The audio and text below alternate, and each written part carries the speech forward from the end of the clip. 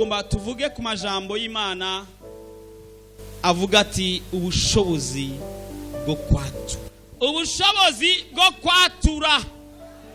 Mbwira mugenzi ati ubushobozi bwo kwatura. Waratuye ijambo, abantu baratura ijambo, ariko ngomba ko mu bushobozi bwo kwatura ijambo ry'Imana bigaragara. Watura ijambo kandi bibe nk'uko ubivuze. Kandi abantu batura amajambo atandukanye. Haragera igihe umuntu akatura akakwatura kw'ibibi, ariko ibyo bibazo kwatura ko mu izina rya Yesu nibize bibe. Ariko icyiza cyose bazokwatura ko kize kikubeko nk'uko kizoba cyavuzwe. Reka abasomyi babe hafi badusomere Yosuwa igice cya mbere ku murongo w'8. Biri muri ico gitabo cy'ibyagezwe ntuzubikure mu kanwa kawe, ariko uze wame ubirimbura ku murango no mwijoro, kugira ngo ubone kwitondera ibyanditswemo byose, niho ibyawe bizogenda neza ukagira amahirwe. Amen. Amen. Niho ibyawe bizogenda neza ukagira amahirwe.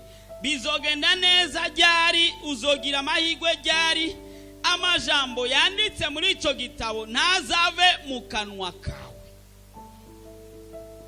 Ntabwo havuze ngo ayo majambo ngo ntazabure mu mutima wawe, ariko ntazave mu kanwa kawe.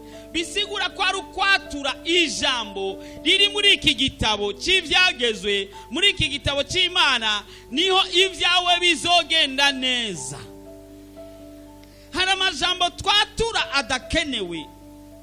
Amajambo uvuga ati ndapfuye, ndagowe, ndambaye ibara rya rouge javere, ndumiwe, karambanye agaki. Ayo majambo ntazaboneke mu buzima bwawe, ariko mu majambo uzoba ufise, uzokwama ufise atuhoraho niwe mungere wanje.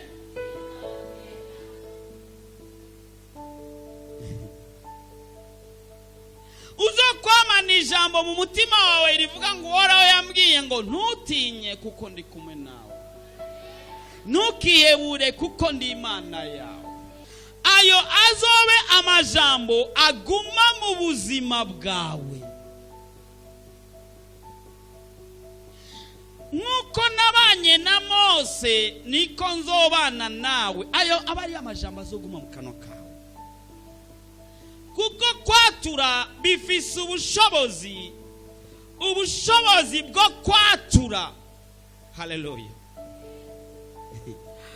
Ubushobozi bwo kwatura ni ubushobozi budasanzwe, kandi biba bivanye n'icyo watuye. Ubushobozi bwo kwatura ijambo ry'Imana, ngira mvuge ibintu bitanu bigaragaza ubushobozi bwo kwatura ijambo, maze ibintu bigahinduka mu buzima bwa buri muntu wese yatuye ijambo. Ibyahishuwe Yohana 3:10. Ko witondeye ijambo ryo kwihangana kwanje, nzokurinda igihe cyo kugerageza kigira kize mu gihugu byose, kugerageza ababa mu isi. Amen. Amen. Ubushobozi bwo kwatura ijambo ry'Imana butanga kurindwa. Icyo ni ikintu cya mbere. Amen.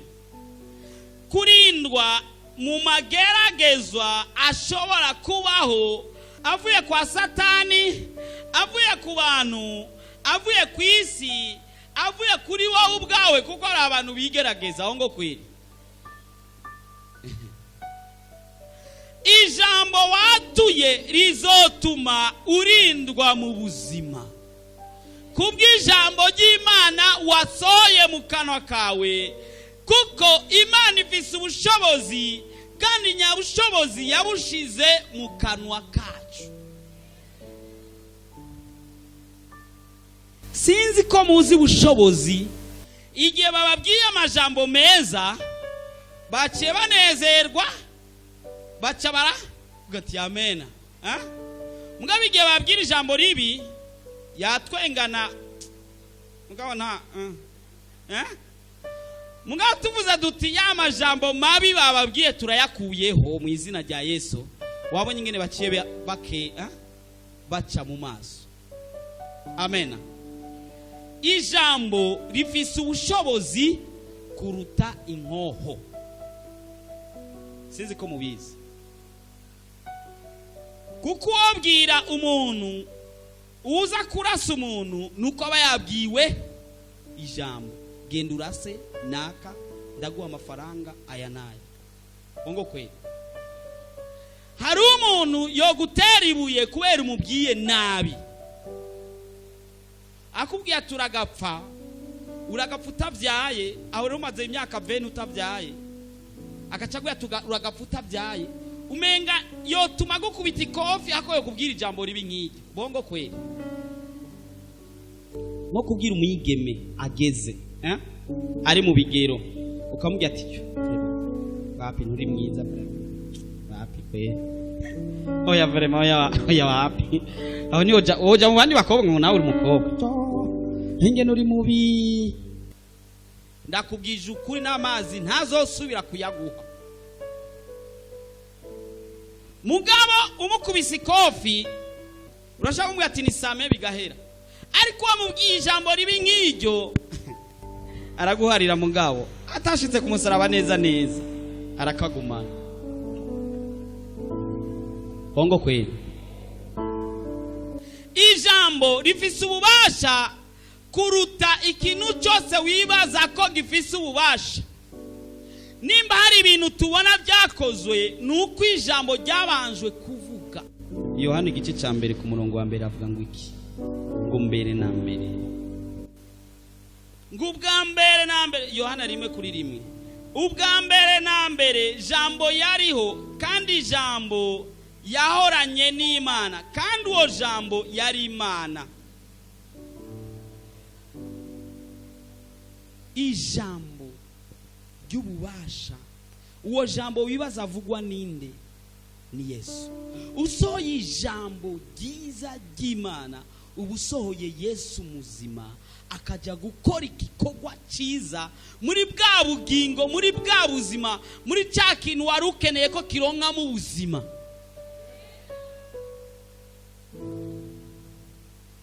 Ijambo usohoye rirashobora kukwicisha nkuko rishoboye kugukiza.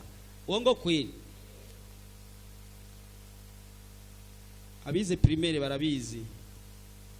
Arabatangure muri secondaire kumbure ntawe bizi.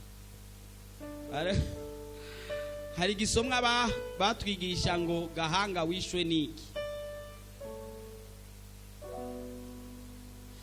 Ni ijambo ryaba ryavuye mu kanwa avuga ngo je nabonye agahanga kavuga. Yasohoye ijambo. Bashitse kuri ka gahanga karikawusha. Icyambere ijambo rirakuzanira gukingirwa. Icya kabiri ijambo rirakiza ingwara. Zaburi 107:20. Zaburi 107 ku murongo wa 20.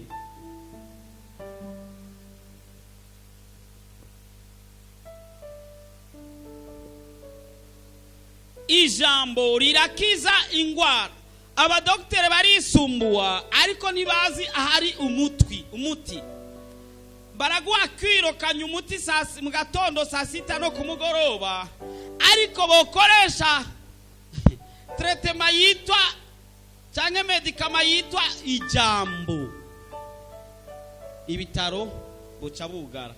Mugabo babimenye umva akazi kabagaheze. Zaburi 107 ku murongo wa 20. Turasoma mu izina rya Yesu. 20. Arungika ijambo ryiwe akabakiza indwara, akabakiza kuja mu byobo byabo. Amen. Amen. Arungika ijambo ryiwe rikabakiza. Ijambo rifise ububasha bwo gukiza ingwara uko zakabaye kose. kandi ijambo rifurira na bya binogo na bya bindi na bya bindi na bya bindi. Icyo ni cya kabiri. Icya gatatu, riradukingira ivyaha. Ngo nashize ijambo ryawe mu mutima wanjye. Zaburi 119 ku murongo wa 11. Hagira uwadusomera Zaburi 119 ku murongo wa 11. Munyihangane no munsi dusoma ibirongo myinshi kubatagira Bibiliya samahani, nta kundi twarigeze kuzitanga nimba warazigurishije ntumbaze. Turasoma mu izina rya Yesu. Anze ngo nabitse ijambo ryawe mu mutima wanje ngo noye kugucumurako. Amen.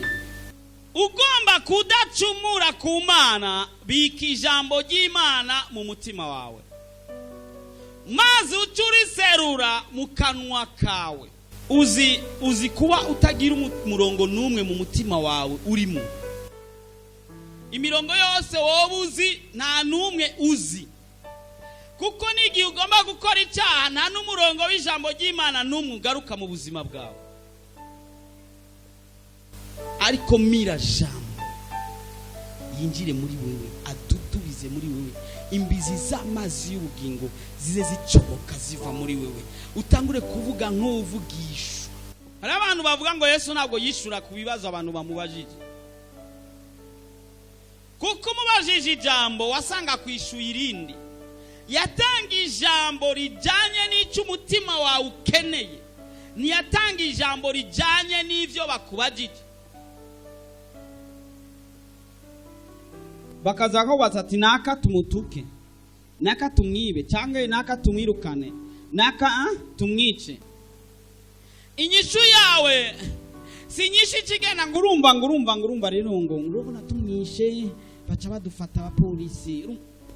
Ucu utanga ijambo ridasa n'ivyo nkuko Yesu yabikora. Bavuze ati naka tumwice, ukacuvuga ati muri Kuvayo igice cya 20 havuga ngo ntukice. Umenga ntabwo wishuye ku kibazo wabajije, ariko niyo nyishu ingorane ihari, kuko bakeneye ijambo ry'Imana kugira ngo icyaha ntigikorwe. Hakeneye ubuzima bw'ijambo, baho mu buzima bw'ijambo. Ikindi gihe twavuze nduti nukwiye kubaho kuvyubona, ariko ukwiye kubaho kuvy'ijambo ry'Imana yavuze. Ngo imvura iraguye ngo ntuja gusenga, nubeho kubw'ivyo ubona, ariko ubeho kubw'ijambo ry'Imana. Ngo nabuze déplacement sinja gusenga. Icyakane, ijambo ry'Imana rizana réussite mu bintu byawe. Ijambo rizana gushobora mu bintu byawe byose. Ukeneye kuresisa, yaba mu ishuri, yaba muri business, yaba mu mirima, yaba muri affaire kanaka, yaba mu kintu cyacho cyose, umenye kwatura ijambo. Zaburi gice cya 2 ku murongo wa 2 n'umurongo wa 3. Hagira uhadusoma. Umuntu atagendera mu nama z'abandi. 2 na 3. Igice cya 2 ku murongo wa 2 n'umurongo wa 3. Ariko ibimuhimbara biba byagize by'uhoraho, kandi ibyageze byiwe bigashyira ku mutima kugira ngo no mu ijoro azoba nk'igiti giteye hafi y'imigezi y'amazi, cyane igihe cyacyo ibiro byacyo ntibyuma, icyakora cyose kizorera kuno. Amen. Icyakora cyose ukeneye resiti, icyo ugomba gushika ko cyose kizoshoboka numenya ubushobozi bw'ijambo riri muri wewe ushobora gusohora.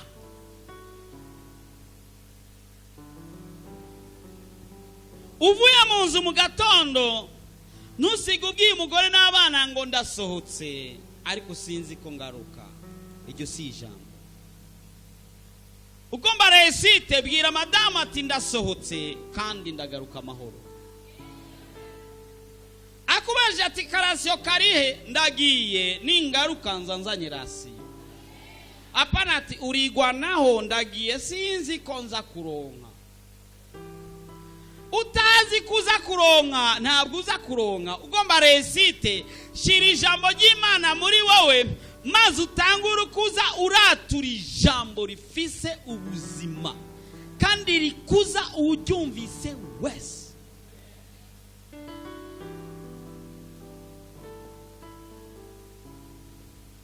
Hari abantu bagira amaproje, ukagira proje yo kurima ivyema, ukagira proje yo kudandaza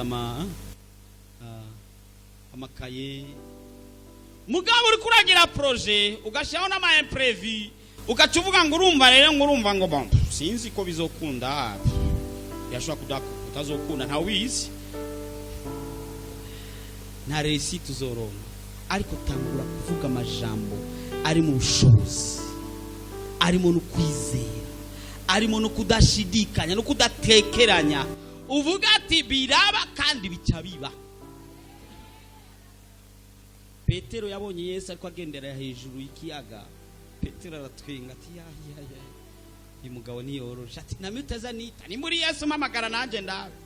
Yesu aramuhamagara, Petero agira hejuru y'amazi, arakubita intambwe ya mbere, ya kabiri, aravye indani ntawuzi ibisamaki yabonye, ati Mungu wangu aha bigira bisami. Aca arakekeranya, niko ijambo ry'Imana ribivuga ati gukekeranya kwiwe kwatumye aca yibira mu mazi. Yesu aramufata amubwira ati wakekeranije. Iyo udakekeranya wari kubandanya kandi wari kugendera hejuru y'ikiyaga, no problem. Ubuzima bwacu tutegereza kubaho ubuzima bw'ijambo kandi budakekeranya. Ukeneye réussite mu buzima, koresha ijambo. Ijambo ni ubushobozi bukomeye cyane buhindura buri kintu cyose. Abatwerekanye bagire mariage, nuko umwe yabwiye uwundi ijambo bica biraba. Amubwira ati ndagukunze kandi nzokujana. Ni ijambo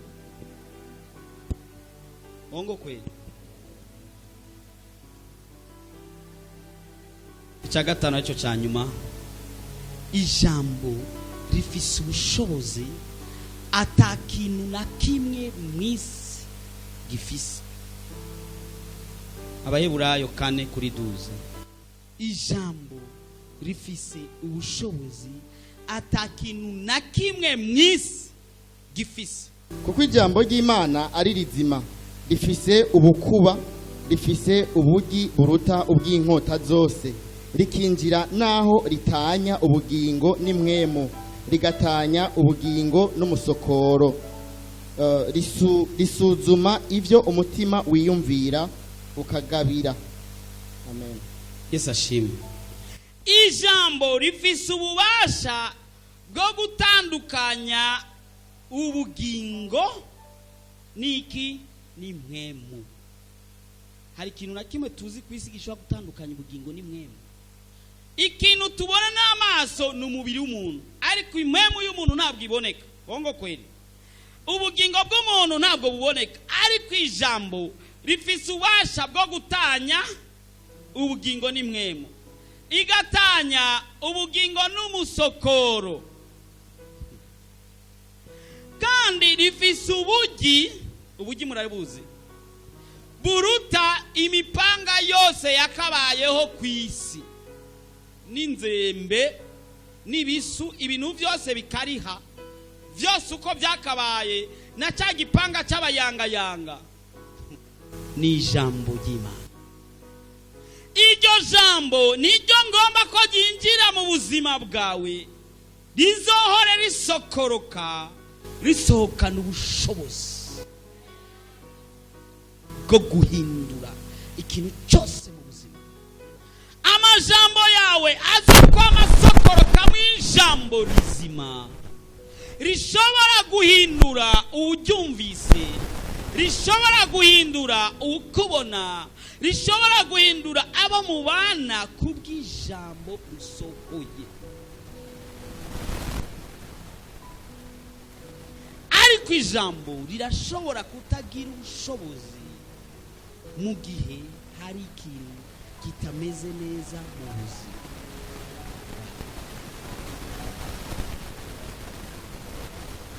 mazi nubwo yoba meza angana gute ukayasuka mu icupa rimeze nabi, ya mazi ntaba agifise ubushobozi kandi bwa bundi bwiza bwo kukuzanira gukuraho inyota yawe no kuzana amagara meza, kuko ya mazi aba ahindutse ayatari amazi. Icyo amazi akora icyo kindi ntibiba bigikoze cyo kimwe.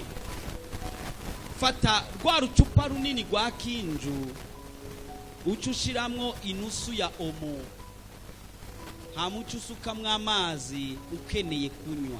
Uzoba unyoye amazi cyangwa uzoba unyoye omo?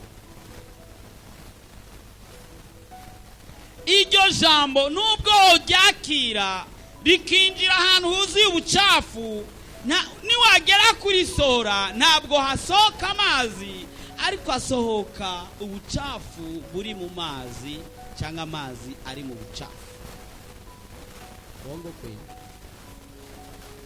Ngomba kubanza uhinduke maze ubuzima bwawe buhinduke, utangure gusohora rero ijambo rizima kandi uvuge make akenewe.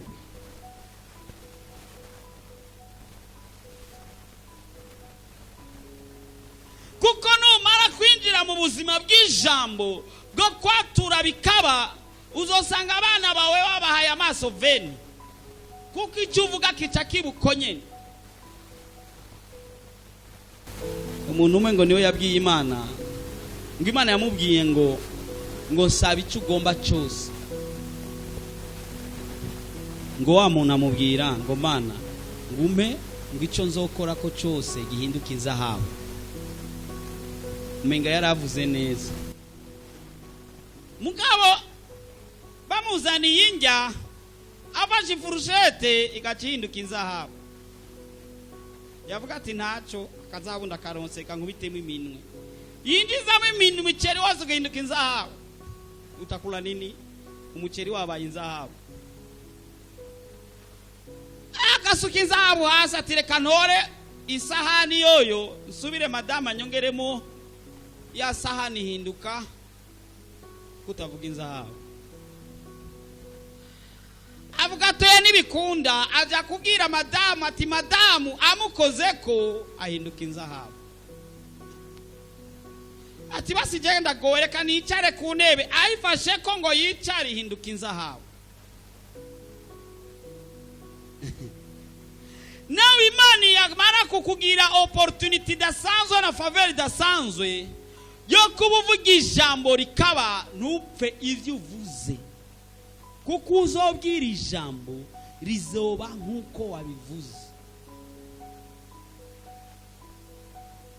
Kuko ubushobozi bw'ijambo nibwo bukiza, ubushobozi bw'ijambo nibwo bukingira umuntu, ubushobozi bw'ijambo nibwo bukurinda icyaha, ubushobozi bw'ijambo nibwo buguha kuresisa gutsinda gushoboka kw'ibintu byose ukeneye.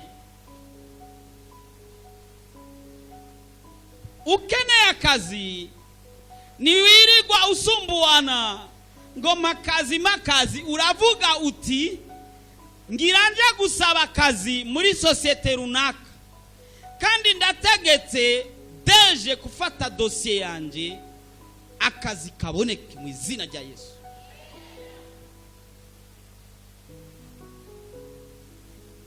Sinzi kubyumva. Uri umusore washimye umwigeme mugabo akijijwe, wamubwiye ati ndakereye ko tubana, acara kwitegereza guhera kwino ashitsa ku mushatsi, acara acira hasi ati nta n'isoni. Ariko kubwo ubushobozi bw'ijambo uganda ukamubwira ati nje kukubwira ko mariage yanje na wewe ari tariki 30 z'ukwa mbere. Nawe aca yishura ati ejo uzoze kwipresenta muhira. Kubwo ubushobozi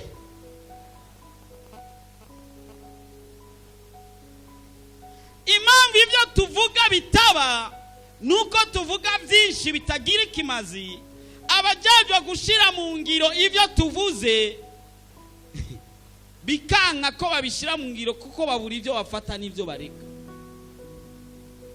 nabaye akarore k'umuntu yavuze ngo abadayimoni, impamvu ushobora gusenga abadayimoni ntibagende ni ukuba waharuye nabi mu kubakemeya, kuko abadayimoni babwiye ijambo bararimenya bakaryubahiriza.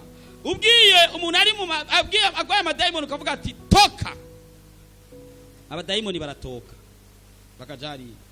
Sasa usibe ukavuga ngo toka, baca bava hariya bagasubira muri wa muntu. Rero bivana n'ingene wari wavuze toka toka toka toka, waruye nombre pere niho kumbure bamuvamo, mugabo ibaye empere baba bagarutse hajya. Sasa kubera utizera ijambo wavuze niyo mpamvu ugira toka nyinshi ukibaza ko bakangwa n'amatoka menshi. Ariko ufise ububasha, ibuka Yesu yabwiye Satani ngo iki, mvako Satani. Ntabwo yari subiyamo inshuro 20, yarivuze rimwe, Satani arumva ati bivana n'ubivuze. Uno munsi uvuga ibi, ejo ukavuga ibi, hirya ejo ukavuga bijya bindi. Biragoye ko uvuga ijambo ngo rifatike, abamarayika bajejwe kumeta na application ijambo uvuze ntibamenye icyo bashira mu ngiro n'icyo badakeneye gushira mu ngiro. Abakobwa umaze kubwira ko bakunda barenga senyi, none biza kuba kurinde kudashobora kurongora abantu 5. Abahungu umaze kwemerera ati yego bashika 20, none uzorongorwa n'abantu 20 bizokunda gute? Bwana sifiwe sana. Reka tumenye ubushobozi bwo kwatura ijambo, n'ukwezi ko kwatura bikaba, kandi uku kwezi niko kurengane utagize experience yo kwatura bice biba. Dimanche passé murazi wa mwigeme yashinze intahe ko twize ijambo ryo kwatura bikaba, maze turamusengera, maze ashitse muhira injya atajyaga acarayijya. Yararindiriye ko asubira kudahwa swata, ararindira ko bya bintu byahora bica bimumera ku mubiri ko bisubira swata. Kubera iki? Yatahuye ubushobozi bw'ijambo, yatura ijambo rizima. Uretse umuntu yaremwe habanje gufatwa ibumba, ibindi byose Imana yaremye yaratuye ijambo. Kandi tubwira ngo itugize utumana duto duto dufise ububasha bwo kurema ibindi bintu, dufise ububasha bwo kurema circonstance yindi kaba, turafise ububasha bwo kuremura le contraire yo kurema circonstance mbi ibaye na situation mbi ibaye, ufise ububasha bwo guhindura. Uzi ko utari usanzwe, ntabwo usanzwe. Nenzi ngo amene kibanyi ereka ntabwo usanzwe. Umuntu ashaka kuza akazamuhira akagucamba, murazi gucamba, gucambuwa ko kugutuka te nuzi umwishure, kuko numwishura umaze kumenya valeur y'ijambo yo kwatura ijambo bizomuba. Umubwiye tuzopfa utavyaye nukazobivuge, azopfa atavye. Umubwiye ati Imana ikwibuke, Imana ni ngombwa imwibuke, kuko uvuga ijambo riharuye riri ku mupango kandi rigerekejwe n'ijambo ry'Imana, kuko wabitse ijambo ry'Imana mu mutima wawe. Muri Zaburi 119:11 woye gucumura ku Mana. Kubw'ijambo Abisirayeli barafashe Kanani. Ico urashobora kutagitahura neza. Igihe batuma abatasi aba espion 12 kuja gutata Kanani, 10 baje bazanye ijambo ry'icyavutu. bavuga bati mugabo bavuga ukuri, bavuga ngo bijya bigabo ni birebire by'abanaki, ngo birakomeye birahambaye, ngo twebwe twaboneka nk'iziga imbere yabo. ngo urumva conclusion rero, urumva byashaka kudujya nk'imikati. Mugabo Caleb na Joshua bavuze iki? Baravuze ukuri nabo nyene, mugabo conclusion yabo bavuga bati tugiye kubajya nk'imikati. Hari situation ubayemwo ubona kumenga ni binaki birebire bikomeye bimeze ukuntu, hama conclusion yawe ukavuga ngo ndagowe. Mugweza indunduro y'amajambo ukavuga ngo karabaye, ukavuga ngo ntigishoboka, ukavuga ngo ntibikunda, ukavuga ngo ndafunzwe, ukavuga ngo ndapfuye, ngo ariko hindura ijambo uvuga ukuri mugabo ugire conclusion nziza. Uvuga ati nyene inzu ndamufitiye ideni y'amezi 18 kandi umushahara wanje ungana n'amahera yo kuriha inzu ukwezi kumwe, ariko uyu mwaka ngiyemwo nuzohera ntamurisha amahera yiwe yose. Iryo jambo riratandukanye n'umuntu atazi valeur y'ijambo, acavuga ati none ga ubona nzoyakurahe kandi impembwa umushahara ungana n'amahera ndiha ku nzu. Umva ayo majambo abiri ameze kumwe. Yesu ashimwe. Ayo majambo abiri mumva ameze kumwe, aratandukanye. Utangure kuvuga amajambo afise ububasha kandi ategerezwa kuba, nashobora kuba ahubwo ategerezwa. Yesu ashimwe. Ngo masengero umuntu agomba gutunganya ubugingo bwiwe, avuga ati ngomba kwijambo riri muri jewe, nabitse ijambo muri jewe. Hama yaho ni muri Zaburi 111, hama Yosuwa 1:8, ngo amajambo yo muri iki gitabo ngo yamize mu kanwa kawe kugira ngo ibintu byawe byose bize bigende neza, maze ijambo ritangure gusokoroka mu kanwa. Hari abantu igitondo gishobora guhera akavyuka akarinda ajya ku kazi atariyatura ku ikintu gitegerezwa kuba kuri uwo munsi. Vugishwa kuri uwo munsi, uvuga ati ndavyutse, ndanse kunanirwa mu buzima, ndanse kubura amahera y'uno munsi, ndagomba kuronka iki niki kuri uno munsi. Wature we uvugishirizwe umunsi ugiyemwo. Sinzi kuvyumva. Utangure kuvugishwa uvuga ati uyu munsi ndanse umusuma anyiba, uyu munsi ndanse umuntu anyigenzako, uyu munsi ndanse inama zaba biziza kuba kugi wanje. Niba ntera baciye mu nzira imwe, Imana ibaye guhunga baciye mu nzira ndwi. Uno munsi ndagomba kuba umutwe simba umurizo. Uno munsi sinshaka gusaba kadeni, ngomba gutanga ideni. Uyu munsi ngomba ko kumushahara boss ambwira ko ndakongeye umushahara. Uyu munsi ndagomba kuronka indi muzu ushasha. Uyu munsi ndakeneye kuronka apele ikimazi. Uyu munsi ndagomba guta telefone bita kantu nambari kayego nambari nene igitabo canke bivana ingere muzita. Uyu munsi ndakeneye laptop yanje. Uyu munsi uvugishirizwe umunsi. Hari abantu bavuma umunsi, ngo uyu munsi ngomvyutse nabi basha natanguze ukuguru kwibavu, urumva ngo Yesu ashimwe.